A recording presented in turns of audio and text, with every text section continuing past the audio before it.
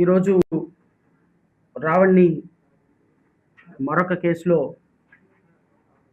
Gannavaram police స్టేషన్లో arrest చేశారు రాత్రి 7 గంటలకి. ఎలమంచిలి కోర్టులో సెక్షన్ 41A నోటీస్ ఇవ్వండి అని స్టేషన్ బయలు ఇవ్వమని జడ్జి గారు ఆర్డర్ చేసిన మరుక్షణం ఏలూరు పోలీసులు అని చెప్పి తీసుకుని వెళ్ళారు. మేము ఏలూరులో వెయిట్ చేస్తుండగా we got information morning itself Gannavaram పోలీసులు అతను అరెస్ట్ చేశారు. ఆ గన్నవరం పోలీసులు అతను అరెస్ట్ చేసి ఈరోజు గన్నవరం కోర్టులో ప్రొడ్యూస్ చేయబోతున్నారు.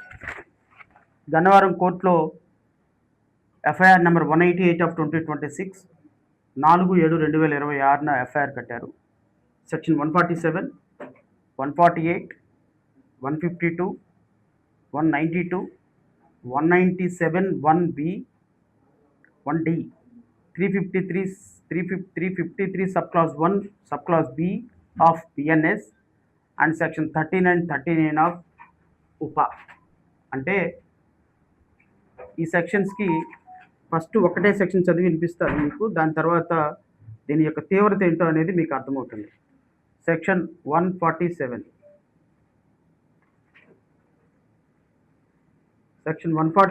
ఏం చెప్తుంది అంటే ఎందుకు చెప్పాల్సి వచ్చిందంటే ప్రజలకు అర్థమవటం కోసం. Waging or attempting to wage war or abetting waging war against the government of India. Whoever wages war against the government of India, attempts to wage such war, abates the waging war, shall be punishable with the death, imprisonment for life and shall also liable to fine. మరణ శిక్ష పడగలిగినటువంటి ఒక case, death or imprisonment for life or death or imprisonment for life అంటే మరణ శిక్ష వేసేటువంటి ఒక కేసుని రావణ్ మీద ఈరోజు మోపి గన్నవరం పోలీసులు అరెస్ట్ చేశారు. 147, 148లో కూడా సేమ్, 152, 192, 197 అండ్ ఉపా అంటే దేశద్రోహం అనండి, రాజద్రోహం అనండి, ఈ రెండు కేసెస్ ఇవన్నీ సెక్షన్స్ పెట్టి ఈరోజు గన్నవరం అంటే ఇప్పటి వరకు సోషల్ మీడియాలో దళిత శంకారావం పేరు మీద నేను పెట్టినటువంటి సభలో రావణ్ మాట్లాడినటువంటి సందర్భంలో పెట్టిన ప్రతి కేసులో 4 కేసుల్లో బెయిల్ వచ్చేసిన కారణంగా ఇక ఈ కేసులు పెడితే బెయిల్ వస్తుంది. మళ్ళీ 5వసారి కూడా అబాస్పాలు అవుతాం. శ్రవణ్ కుమార్ వస్తాడు, చట్టం అనేది తన పని తాను చేసుకుంటుంది. కాబట్టి ఈరోజు ఎట్లా అయినా సరే రావణ్ని అరెస్ట్ చేయాలి.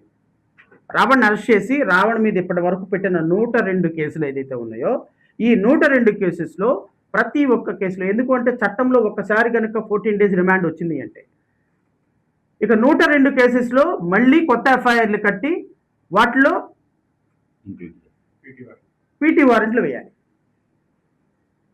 పీటీ వారెంట్లు వేసుకుంటూ ప్రతి దాంట్లో బెయిల్ తీసుకుంటూ 1 సంవత్సరమో 2 సంవత్సరాల్లో రావణ్ని జైల్లో ఉంచాలి అనేటువంటి ఒక చీకటి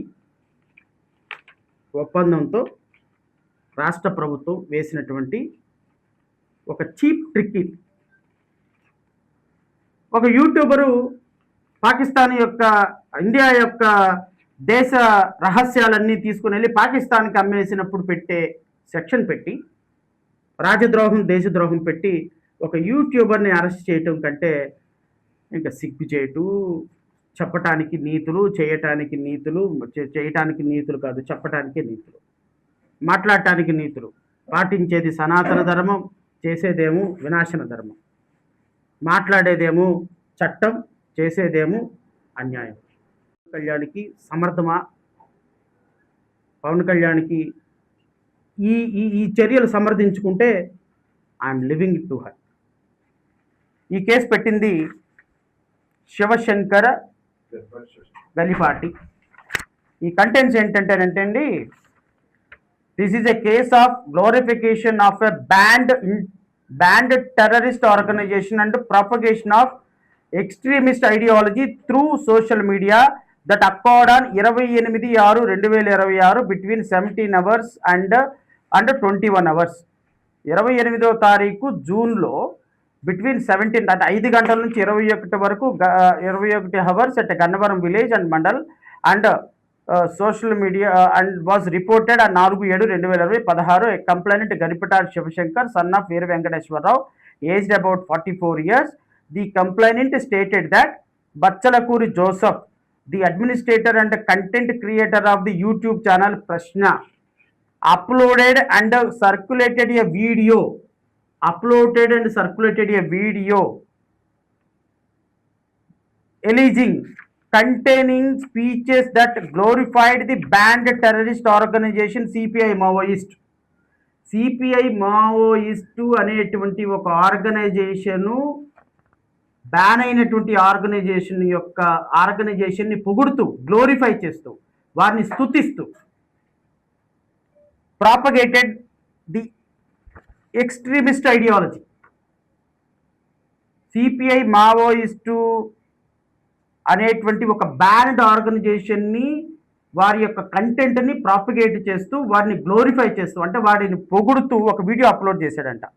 circulated A video ఎలిజింగ్ containing speeches that glorified the banned terrorist organization Maoist, propagated the extremist ideology and encouraged public support for armed rebellion against the state.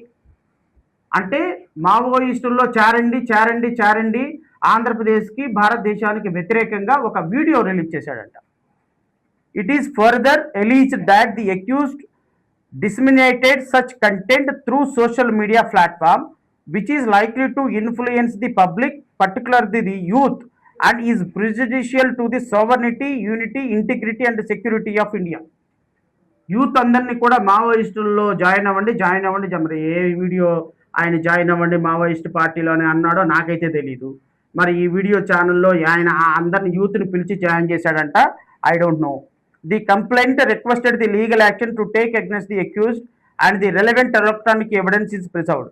The speech was delivered at Eluru and the incrimination video was circulated and viewed with in the jurisdiction of the Gannavaram police station through social media.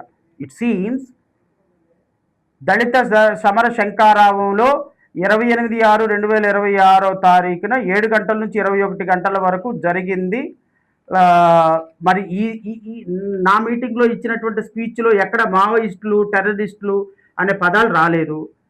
Pawan Kalyan విమర్శిస్తూ వచ్చినటువంటి speech. మరి ఈయనంట ఈ complaint ఈ వీడియోనంట గన్నవరంలో ఆ రోజు చూశాడంట.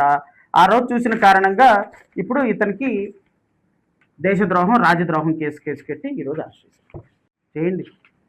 I think మరి ఈ మావోయిస్టుల్లో జాయిన్ అవ్వండి, టెర్రరిస్టులు అవ్వండి అని యువతకి ఎక్కడ ఈయన సందేశం ఇచ్చాడో నాకు తెలీదు. ఆ సందేశం మరి ఏ విధంగా ఈ కంప్లైంట్కి వచ్చిందో నాకు తెలీదు. సో ఓవరాల్గా ఈరోజు మరణశిక్ష పడగలిగినటువంటి కేసులో ఒక యూట్యూబర్ని, ఒక జర్నలిస్ట్ని, ఒక ప్రశ్నించడంలో తారతమ్యాలు ఉండొచ్చు. నేను ఒకలాగా ఆర్గ్యుమెంట్ చెప్తా, మా సోదరుడు ఒకలాగా ఆర్గ్యుమెంట్ చెప్తాడు, ఈయన ఒక ఆర్గ్యుమెంట్ చెప్తాడు. అల్టిమేట్గా మేము అందరం చేసేది జస్టిస్. ప్రశ్నించే తత్వంలో కొంతమంది సాఫ్ట్గా చెప్తారు, కొంతమంది హార్ష్గా చెప్తారు, కొంతమంది ఫెరోషియస్గా చెప్తారు.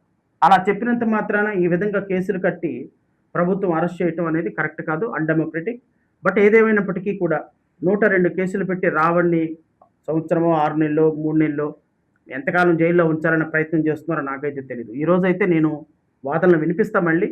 మరి ఈ వాదనతోటి న్యాయమూర్తి ఏకీభవిస్తారో లేదో నాకైతే తెలియదు. ఎందుకంటే చాలా సీరియస్ సెక్షన్స్ పెట్టారు కాబట్టి.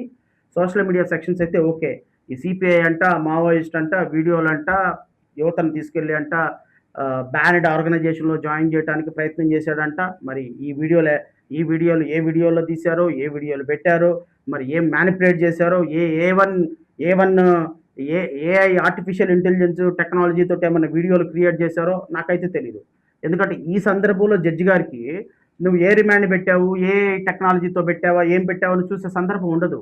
మనం ఏది మాట్లాడినా, పోలీసులు ఏది ప్రొడ్యూస్ చేసినా కూడా సబ్జెక్టు కన్ఫర్మేషను, ప్రాథమికంగా మీ మాట్లాడినటువంటి వీడియో మాకు పోలీసులు సబ్మిట్ చేశారు కాబట్టి మీరు ఏదైనా ట్రయల్లో చూసుకోమని సహజంగానే జడ్జెస్ రిమాండ్ చేసేటప్పుడు ఇవన్నీ ఏం చూడరు. సో ఈరోజు రిమాండ్ తీసుకోవాలి అనేటువంటి కంటెస్ట్ తోటి ఏదో ఒక ఆర్టిఫిషియల్ ఇంటెలిజెన్స్ తోటి ఒక వీడియో తయారు చేసి ఉండొచ్చు. లేదా ఒకవేళ ఆయన ఏమైనా ప్రభుత్వానికి వ్యతిరేకంగా ప్రశ్నించి ఉండొచ్చు. ఆ ప్రశ్నించే దాన్ని మావోయిస్టు టెక్నాలజీతో, మావోయిస్టు సిపిఐ మావోయిస్టు తోటి అటాక్ చేసి ఉండొచ్చు. ఏదేమైనప్పటికీ కూడా ఒక జర్నలిస్ట్ని తీవ్రవాదిగా పరిగణించి, ఒక మాట్లాడే తత్వాన్ని తీవ్రవాదిగా పరిగణించి, మరి నేను అంటున్నా పిఠాపురంలో కేసు పెట్టినప్పుడు ఈ ఎఫ్ఐఆర్ గురించి ఎందుకు బయటకు రాలేదండి? సర్పవరంలో కేసు పెట్టినప్పుడు ఎఫ్ఐఆర్ గురించి ఎందుకు బయట రాలేదండి? నిన్న మచిలీపట్నంలో కేసు పెట్టినప్పుడు ఎఫ్ఐఆర్ గురించి ఎందుకు బయట రాలేదండి? నిన్న పైకరావుపేటలో కేసు పెట్టినప్పుడు ఎఫ్ఐఆర్ గురించి ఎందుకు బయట రాలా? అంటే ఈ 4 చోట్ల బెయిల్ వచ్చింది కాబట్టి ఇక ఇప్పుడు కొత్త సబ్జెక్ట్ ఒకటి క్రియేట్ చేసి, కొత్త రిపోర్ట్ ఒకటి క్రియేట్ చేసి, ఇక సోషల్ మీడియా కేసెస్లో ప్రతి చోట శ్రవణ్ కుమార్ ఆర్గ్యూ చేసి కేసులు బెయిల్ తీసుకొస్తున్నాడు కాబట్టి చట్టం మనకు వ్యతిరేకంగా ఉంది కాబట్టి ఇప్పుడు వాడిని టెర్రరిస్ట్ అనే ఒక ముద్ర వేసి, తీవ్రవాది అని ఒక ముద్ర వేసి, అతను మాట్లాడేది మావోయిస్టుకి ఫేవర్గా ఉందని ఒక ముద్ర వేసి, వీలైతే 4-5 మేము రావణ భావాలకి అట్రాక్ట్ అయ్యి మేము మావోయిస్టులో జాయిన్ అవుదాం అనుకునేటువంటి ఒక 4-5 స్టేట్మెంట్లు తీసుకొని రేపొద్దున ఆయన్ని అరెస్ట్ చేయించి మిగతా 102 కేసెస్లో పీటీ వారెంట్లేసి రిమాండ్ తీసుకుందాం అనుకున్నటువంటి మీ అమోఘమైనటువంటి తెలివితేటలకి శతకోటి వందనాలు. 164 సీట్లను చాలా అద్భుతంగా వాడుతున్నారు. పవన్ కళ్యాణ్కి ఇచ్చిన 100% స్ట్రైక్ రేట్ని చాలా అద్భుతంగా వాడుతున్నారు. వాడండి. ప్రజలు గమనిస్తున్నారు, ప్రజాస్వామ్యం గమనిస్తున్నారు. రేపొద్దున ఈ కేసులో రిమాండ్ వచ్చిన తర్వాత మీరు చేయబోయే అప్రజాస్వామిక చర్యల్ని 2029లో ప్రజలు ఏ విధంగా సమాధానం చెప్పాలో చెప్తారు. దానికి మీరే పూర్తి బాధ్యత వహించాల్సి వస్తుంది. Thank you. మీరు ఎవరైనా ప్రశ్నలు అడిగితే అడగచ్చు.